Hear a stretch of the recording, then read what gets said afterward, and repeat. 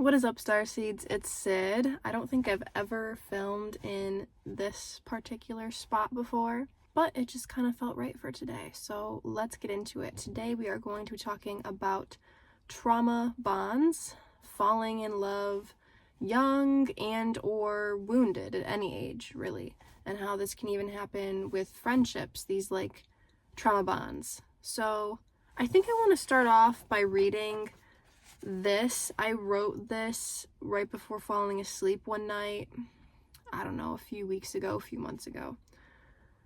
Will there ever be a spark like teenagers again? Will there ever be a spark like pre-having kids, pre-career, pre-majorly prioritizing your responsibilities and reputation? Does love and romance still exist in the same way as an adult, as it did in our teenage minds and circumstances? Will I ever truly love again? Have you tampered my mind? Have you set the bar of emotions too high? Am I no longer adventurous? Does my schedule make me boring? Am I in love with my high school sweethearts or just the idea and old feelings of them? Do adults ever feel that undeniable, instantaneous spark? Or do they fall in love slowly with potential and happy memories that grow? Do teenagers really ever feel that special spark, or is it just delusion and bonding over shared trauma quickly due to lack of responsibilities and schedules? So where my headspace is at, kind of coming up with that, is just the fact that, I fell in love when I was 12 years old, and I think that really shaped my psychology in more ways than I realize on a day-to-day basis. I didn't just have a boyfriend when I was 12. I had somebody who, it was undeniable. I was 100% sure that we were going to get married, grow old together, all of that. There really wasn't a question in my mind about the connection. It was solidified. If I could have married him at 12 years old, I would have. And, I'm glad I didn't. It's not like he's this perfect person and I'm not still chasing after him. We're friends, and I feel like we always will be because of this, shared, I don't even want to call it shared trauma, but this, bond that we formed over going through things young. Because it wasn't like we were just young when we started dating. He was going through some shit. It was tough home life for him. It wasn't like I was going through these similar major issues like he was. I was going through issues of my own. Literally right before we started dating, a couple weeks before, I was ready to go run away somewhere. I had a plan being prepared. I was listening to the song Work by Iggy Azalea way too much and not a great headspace, and I was like, no money, no family, 16 in the middle of Miami. Okay, let's freaking go. I can do that too. So it's really not funny, but I was about to run away somewhere. I was just done. And he, gave me a reason to stay. Yeah, my parents were going through a divorce, whatever. My dad had just gotten a new house. It was right before me and this guy started dating. My dad had just finally moved out. The divorce took years. So it was a fresh kind of chapter in my life, but it came with that chaos of transition, and like I said, I was literally about to run away.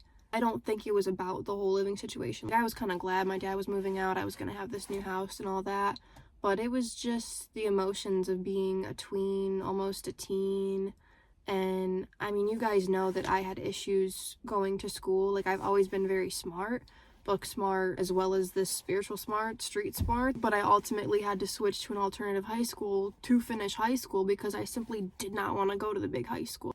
Being as much of an empath as I was, picking up on all those energies, I just couldn't do it. So at 12 years old, I was very overwhelmed, and so when I started dating this guy, my friend group kind of faded away and I focused on him, and it was easy to focus on him. I was just hanging out with him for almost 3 years. That was my life, talking to him every second of every day, or physically hanging out with him every day. And I think we bonded over the hard stuff and the fact that we were going to be the glue that held each other together.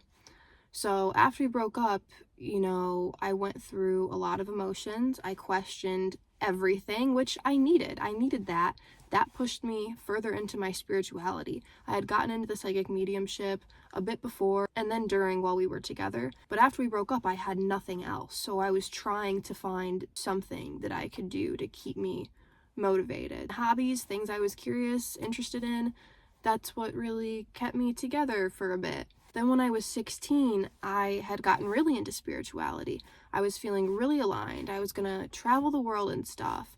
I didn't really think I was gonna fall in love again, but I did.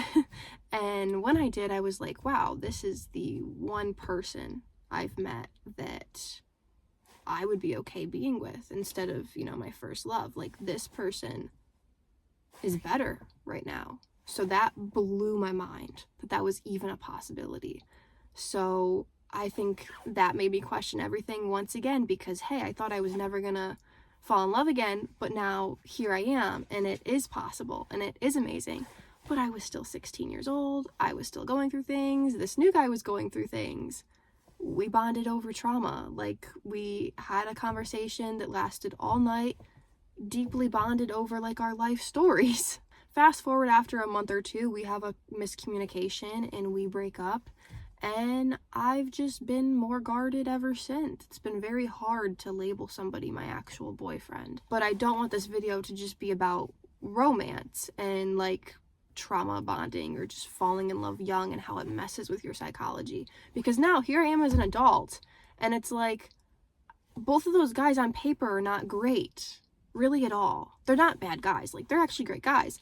But on paper, it's not like they're anything special. I'm just stating the facts here. But it's hard to find a spark with other people. I've found sparks with other people since, and some people it's been great, but they've been like not great guys. But amazing spark and connection. But they're in prison and stuff now, and maybe they should be. But now as an adult, having a kid, having a career, it's just very different. You can't go run away with somebody. You can't go live in your car with somebody for weeks on end. It's not the same. It's not that teenage summer romance. People have jobs, people have kids, like, you have to do things a certain way. I would never be willing to throw all this away for love. No, sorry. Like, I shouldn't have to.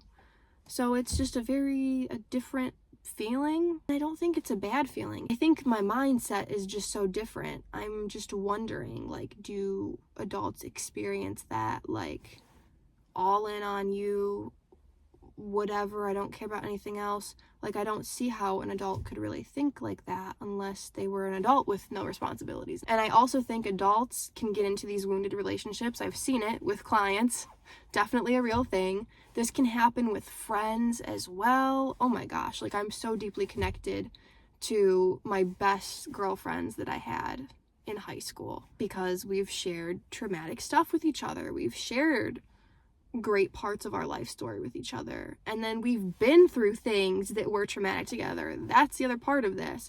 If you go through certain events together with people, scary incident with police, scary incident with kidnapper, rapist dude chasing you, like, you are trauma bonded with this person. Let's say there was a crime committed between certain people, they are going to be trauma bonded. Let's say people witnessed some scary incident together, they are going to be trauma bonded. It just goes back to, like, you experience this bond with somebody, there's always going to be kind of a connection there, and it just makes sense. It's just basic energetic science, bro. Like, so yes, 100% friends can be trauma bonded. I feel like it's harder for me to be close friends with girls. I had a group of girlfriends that I was super close to a few different times throughout my life, but it's hard to be super close with a girl when you're not in high school. I don't know, like, there's definitely been times where I've been close with girls. I feel like it's just hard for me to make friends in general because it's not like I have that many guy friends. I've only had a handful of guy friends that weren't like a boyfriend, and it's hard to keep a friendship with them too. So I don't know, friendships are just weird. I like deep friendships, and I'm not like a clingy friend. Like, we can go a while without talking and then talk again and it feels like no time has passed. Those are the best kind of friendships. But I've seen girls who will talk smack about each other, but they stay friends, and it's just because they've been through so much together. That's how it is with couples who have broken up, but it was a really toxic relationship, or maybe it was a good relationship and they can stay cordial, but I feel like the trauma bonds kind of are harder to break than like if everything was good but it wasn't that deep. If it was just kind of surface level, basic, good type of relationship, but they were like middle class people who didn't talk about these problematic things in their life, they didn't go through anything problematic together, that bond isn't as deep as toxic couples who had financial issues, went through some shit together. Like, their bond is deeper. And I'm not saying it's a good thing. Like, it's kind of a bad thing. So that's when it comes in, like, do you want to cut cords or at least saw the cords? I've done that where I saw the cords, so the connection isn't as strong, okay? You can be intentional with this. You can do whatever you want to do energetically. Do it with the best intentions. The intentions and what you visualize and what you know and believe to be true overpowers literally everything else. I don't know exactly where I was going with this conversation, but I also do know exactly where I was going with it at the end of the day. It's an open-ended kind of conversation and food for thought video. So I guess let me know what you guys think. What do you think about trauma bonds? Do you have any trauma bonds? And what do you think about my thoughts on love as an adult? And please do not comment hitting on me. I prefer a real man that I know in real life rather than people on the internet in the romantic aspect. I feel like I've had issues having real romantic feelings for people who I haven't known since before I had a kid, or who I hadn't known since school. Like, if I knew you in school, or if I knew you when I was a wild teenager, then you're on the market for me. But if I didn't know you before now, it's harder for me to romantically be interested because I feel like you don't know all the stages of me. And I feel like this is a really weird thing. Maybe it goes back to when I was a kid. I used to want to marry somebody that went to the same elementary school that I did. Now I've opened it up. Like, okay, the same school in general, maybe. Just be from my hometown, maybe. Just be from southeastern Michigan and be born within a certain amount of time frame of when I've been alive so that we can relate on the southeastern Michigan stuff within these years of time. But really, I am good on the internet hitting. Please keep it to yourself. Find somebody in your own life, in your own area. Anyways, I just had to throw that disclaimer in at the end because there's been people lately. I appreciate it. I understand. I really do, because there's cute internet people, but at the end of the day, it's like there's lots of cute internet people, you know? And I seem special. I have videos on why everybody is romantically attracted to you. Maybe go check that out because it's still relevant.